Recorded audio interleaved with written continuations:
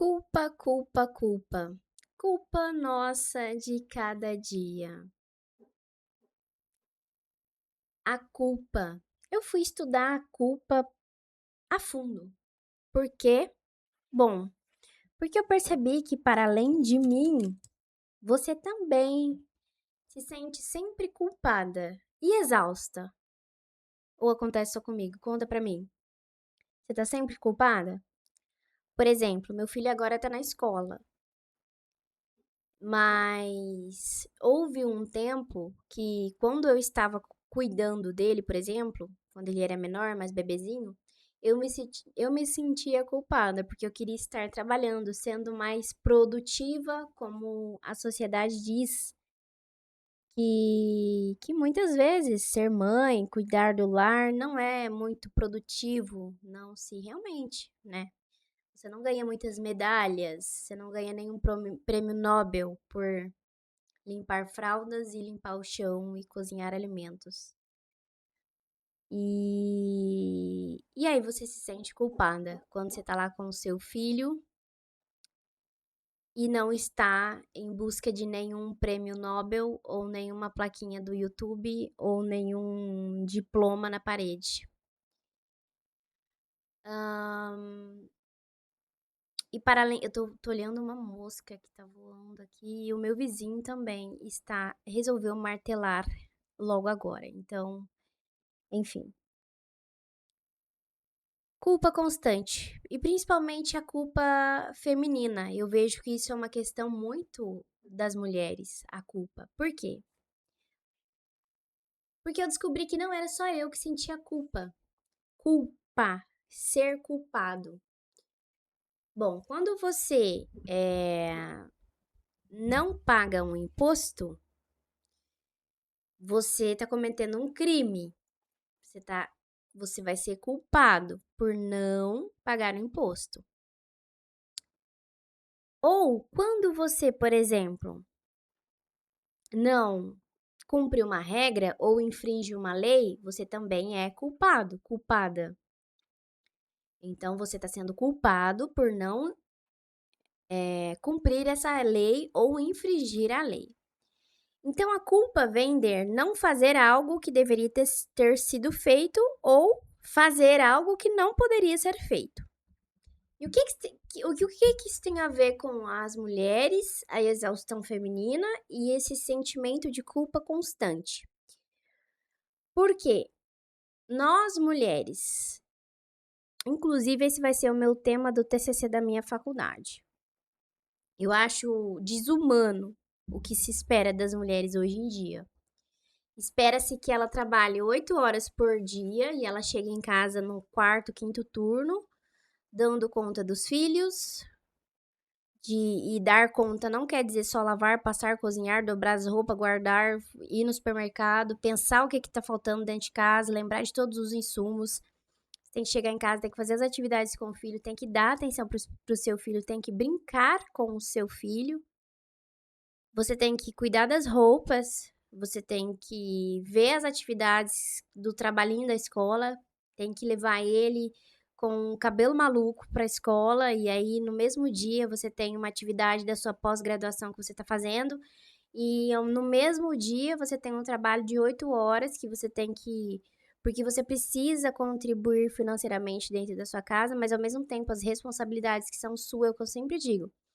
A gente pode, eu e você sendo mulher, e tendo o nosso trabalho, sendo mãe, né? É isso que eu quero falar no meu mestrado. Eu quero um mundo, um lugar onde as mulheres não tenham que escolher entre ter uma família e ter uma carreira e ser bem-sucedida nessa carreira. A gente quer um lugar onde seja possível ter uma família, ter uma carreira. E se a nossa sociedade, eu digo barra Brasil, não olhar para isso, vai acontecer o que está acontecendo na Europa, por exemplo, uma população muito envelhecida, né? A taxa de natalidade no Brasil, por exemplo, já caiu muito. Então, daqui 40, 50 anos, nós vamos ter também uma população envelhecida. Por quê? Porque a maternidade é um problema da mulher. Ela que se sozinha. Tudo bem, tudo bem, podemos deixar isso assim como se não fosse um problema, cada um por si e Deus por todos. Ok.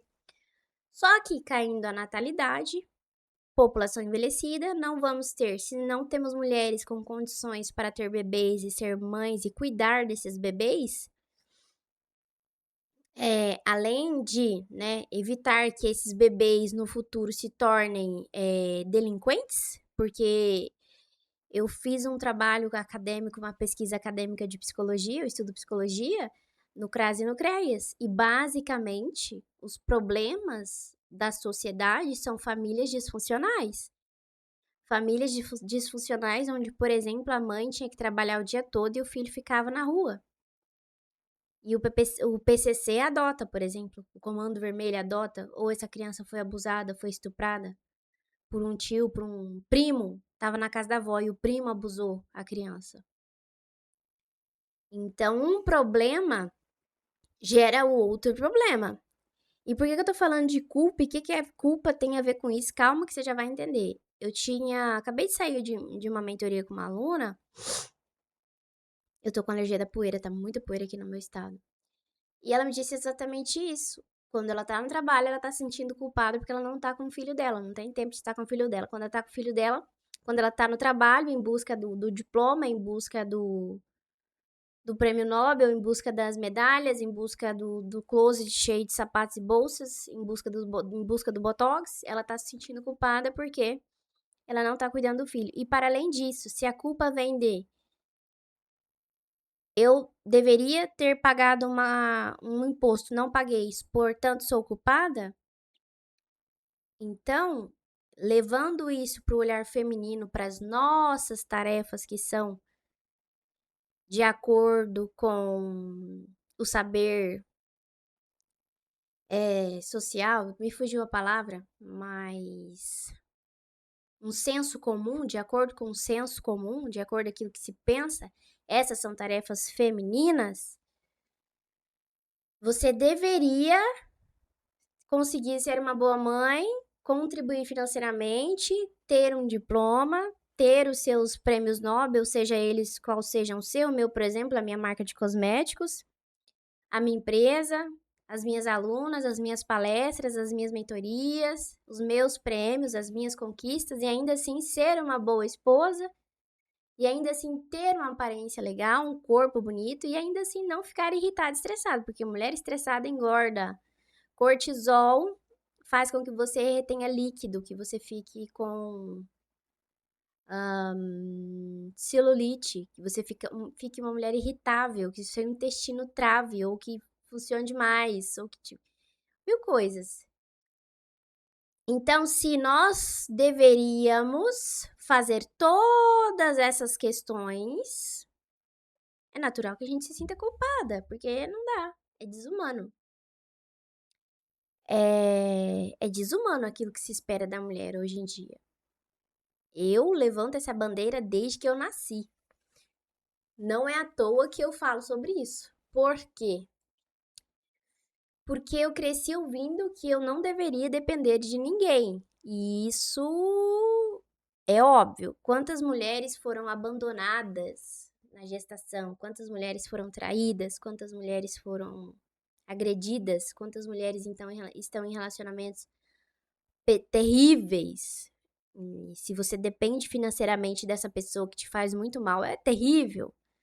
Só que não depender de ninguém é uma coisa pesada, porque você pode levar isso pra tudo. E eu dependo de você me assistir, você depende de mim pra saber um pouquinho mais, pra tornar sua vida um pouco mais fácil. E para além de eu depender de você me assistir e compartilhar esse vídeo com aquela amiga sua que tá precisando, e se inscrever aqui no canal e dar like no vídeo também, eu também dependo do padeiro, eu dependo da costureira, eu dependo do açougueiro, eu dependo de tudo isso, eu não consigo viver sozinha. Viver literalmente sozinha e não depender de ninguém significa fazer a sua própria margarina, fazer o seu próprio presunto, matar, criar o seu próprio boi, ter o seu próprio algodão. Isso é viver sozinho, não depender de ninguém. Nós dependemos uns dos outros, é isso que tem que ficar claro dentro das relações. Nós somos uma equipe. um depende do outro. Eu estudei administração, não concluí, mas pretendo concluir ainda, porque na época eu engravidei do Dimitri, meu filho, e decidi trancar, mas ainda pretendo concluir. E lá, dos maiores aprendizados que eu tive na minha vida foi o que eles fizeram dentro das empresas, inclusive empresa não é a parede com os tijolos e o cimento e o ferro, a empresa são pessoas. A forma mais fácil de evitar os conflitos, por exemplo, porque o trabalho do outro sempre parece muito fácil. Às vezes você acha que o trabalho do seu esposo é fácil, que só o seu trabalho é difícil, só você que sofre. Às vezes o seu esposo acha que o seu trabalho é fácil. Por exemplo, eu já ouvi muito mulheres falarem assim: ai, nossa, que meu esposo fala que o meu trabalho doméstico não é nada. Bom, não é nada pro seu marido, porque tem muita gente que paga para que o trabalho doméstico seja feito. R$ 2.000, R$ 3.000, R$ 5.000, para que a comida seja feita. Tem muita gente que paga para que isso aconteça. Talvez não valha para essa pessoa, mas cabe a você fazer com que o seu marido entenda que esse trabalho vale dinheiro. E o que isso tem a ver com o que eu dizia recentemente da culpa? E vamos voltar para a culpa, que eu já estou fugindo aqui muito do tema. Portanto, se nós deveríamos cumprir tantas tarefas e não conseguimos cumprir, porque primeiro por ser muita coisa, segundo por você lavou seu cabelo hoje, mas você vai ter que lavar de novo. Você cuida da sua pele hoje, você vai ter que cuidar de novo amanhã. Você foi no supermercado essa semana que vem você vai ter que voltar lá. Você levou seu filho hoje na escola, amanhã você vai ter que levar e vai ter que buscar. Então a gente só vai acumulando tarefas em um dia só. Por exemplo, quando você era solteira, você tinha que trabalhar, estudar para ter o seu diploma